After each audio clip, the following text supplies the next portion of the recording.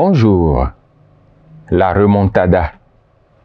Les plumes tranchantes de journalistes dopés par le principe de la liberté d'expression chère aux démocraties n'ont plus d'encre. Les échos vibrants des commentaires acerbes relayés par les microphones des radiodiffusions sonores se sont étouffés. Les écrans de télévision qui attirent du monde, telle une lampe allumée face aux éphémères, ont perdu leur éclat séduisant. Ainsi, la course au titre, le marché de la foire aux journaux qui s'anime tous les matins au niveau des kiosques, a perdu sa densité. Les grands débats politiques contradictoires, animés par les professionnels de la profession, qui mobilisent les attentions autour des radios et télévisions plus qu'une finale de la Champions League, sont devenus plus rares que les larmes de chien. Où est passé le végétariat du journaliste béninois? Démission ou métamorphose? Le constat est là que la presse béninoise a perdu de sa superbe. Les belles fleurs qui auréolent ses productions de genres journalistiques variés ont flétri. Apparemment, le quatrième pouvoir a perdu sa couronne et son bâton de commandement. Lui qui autrefois était craint par le premier et le deuxième pouvoir est devenu un jouet aux mains de tout passant. Les professionnels des médias, mieux que quiconque, en sont de plus en plus conscients et s'en désolent. Aussi vrai que la Terre tourne sur elle-même et autour du Soleil, les mois se passent le relais, au rythme de la dictature du temps. Au premier mardi du 5e mois de l'année 2022, le calendrier a affiché le 3 mai, Journée internationale de la liberté de presse, un grand jour pour les médias. Journée de réflexion sur le cadre juridique d'exercice du métier, le cadre sécuritaire, le cadre économique, les conditions de vie et de travail des professionnels des médias, les outils technologiques d'exercice du métier. Grand moment de réflexion certes, mais également de célébration des principes fondamentaux de la liberté de presse, d'évaluation de la liberté de la presse à travers le monde, de défense de l'indépendance des médias. Grand moment également pour rendre hommage aux journalistes qui ont perdu la vie dans l'exercice de leur profession. Pour aider à la réflexion et à la stigmatisation des mots qui minent le secteur, RSF, Reporters sans frontières, offre un miroir à chaque pays. Un classement mondial qui affiche la qualité de l'état des conditions d'exercice du journalisme. Pour cette année 2022, le Bénin est logé à la 121e place sur 180 pays. C'est un score peu reluisant qui affiche une dégringolade de 7 places par rapport au rang de l'année précédente qui n'était déjà pas des meilleurs.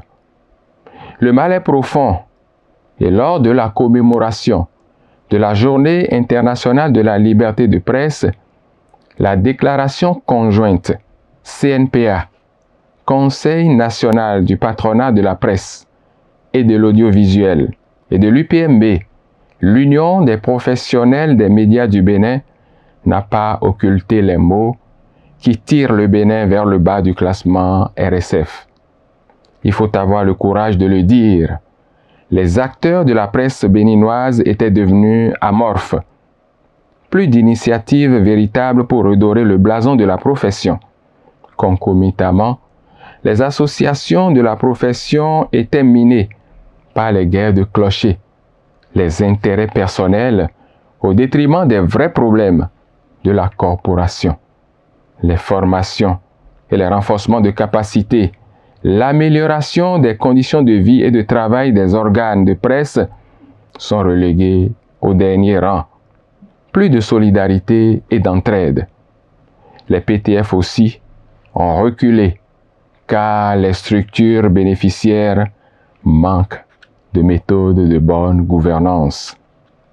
Les entreprises de presse n'ayant pas de base économique solide les difficultés financières se sont accrues, ce qui a ouvert la voie à beaucoup de manquements. Une psychose s'est emparée de la corporation du fait d'une mauvaise appropriation du code du numérique qui a pris le pas sur le code de l'information et de la communication. Multiplication des arrestations, des interpellations, condamnation de journalistes à des peines privatives de liberté, fermeture d'entreprises de presse, pression fiscale difficile à gérer pour les organes de presse et j'en oublie. Bref, le décor n'est pas rose. Il faut donc se ceindre les reins comme un vaillant homme pour faire face courageusement à la réalité afin de refaire la maison média au Bénin. L'Assemblée spéciale, née de la compréhension mutuelle, a amorcé des réformes profondes. Elles vont de la relecture des tests de fonctionnement des organisations faîtières de la presse béninoise à l'amélioration des relations avec les PTF et les partenaires gouvernementaux. Le but visé est clair, refaire son audience, sa crédibilité, faciliter son financement hypothéqué et plongé dans l'impasse. Œuvrer à rendre opérationnel le FADEM, Fonds d'appui au développement des médias, solliciter la relecture du code du numérique, obtenir une reconnaissance légale pour les organes en ligne, tout pour que la presse puisse retrouver ses marques et jouer convenablement son rôle de baromètre de la santé démocratique de notre pays. Vision noble. On peut donc dire qu'une révolution est en cours au niveau de la maison média au Bénin. Convaincu que les fruits tiendront la promesse des fleurs, je pose le cachet pour rassurer l'opinion publique que la remontada du Bénin est possible dans les prochains classements de Reporters sans frontières.